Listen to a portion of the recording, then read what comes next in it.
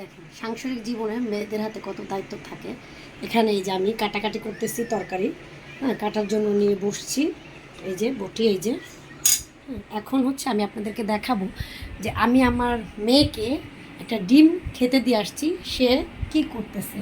ঠিক আছে, সাথে থাকেন, দেখেন সে যে কি করতেছে আমি দেখাচ্ছি আপনাদেরকে।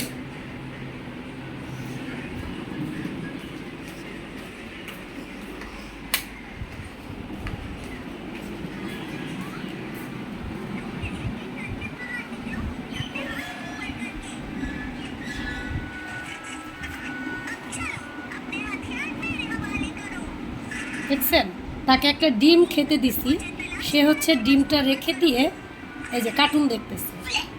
ঠিক আছে, মানে একা একা সে খাবে না। অ্যান্ড এইটাও হচ্ছে আমি তাকে খাওয়াই দিই নেই, আমি কাজ করতে চলে গেছি বাটিতে ডিম দিয়ে, হ্যাঁ এখানে পানি দিয়ে তারপর চলে গেছি। সে হচ্ছে এতটাই দায়িত্বশীল আমার উপরে, দায়িত্ব নির্ভরশীল যে সে নিজেই ডিম খাওয়া ছেড়ে দিয়ে বসে আছে। এই যে